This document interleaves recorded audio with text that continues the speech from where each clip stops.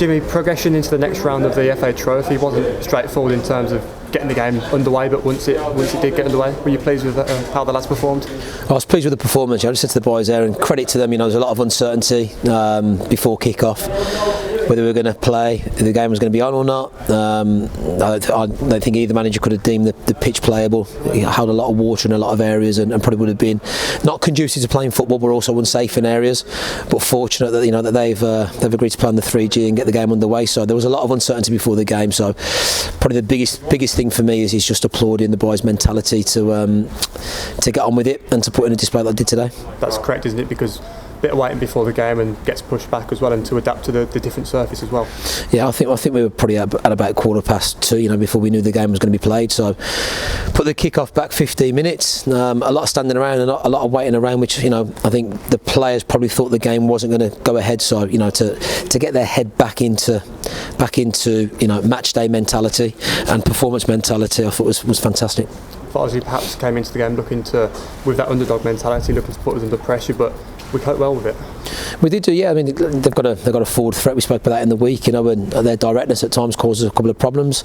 I thought we defended wide play quite well. I'd like to stop more crosses coming to the box, but I thought we defended wide play on the whole quite well. And I think we got a foothold in the game of returning back to our ways of trying to control the game. And there was lots of control in the first 45 minutes, but with that there was lots of penetration, and we've got him behind their back line, on numerous occasions, and and probably should have been 2 or 3 up at half time, or had 2 or 3 chances where we could have converted those and and gone into the break with a 2 or 3 goal lead. So yeah, pleased with the performance today.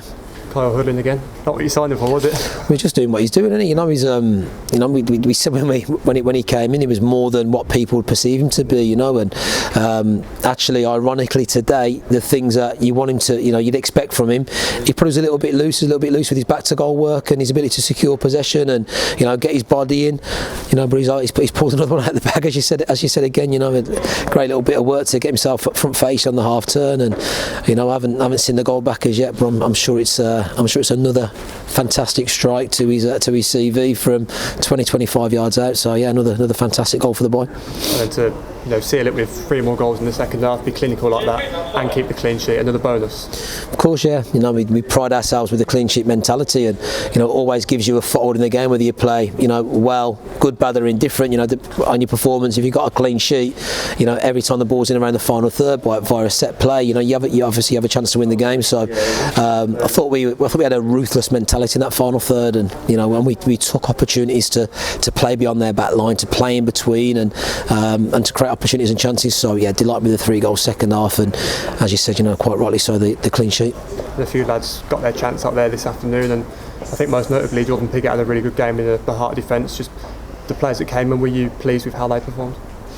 Yeah, I think you look at recent games. Piggo's come into the team. We've had back-to-back clean sheets with his last 2 performances for the club. So he's been in and around the mix, and there's been some occasions where I think he's been really hard done by just with the squad that we had available to not make squads or to be on the bench, and he's come in and performed very well. We said we wouldn't be making wholesale changes for the sake of it.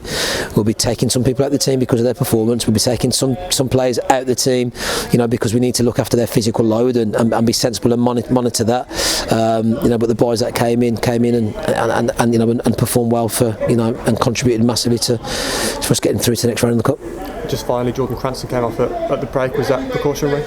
He's had an ongoing issue with his tendon and his knee, which has been sore and caused some discomfort. He's been an ever present, I think, since day dot from the get go. So he's played lots and lots of back-to-back games, and he's put a big shift in. And we've only maybe once or twice been able to bring him off the pitch and to try and dare I use the word, rest him.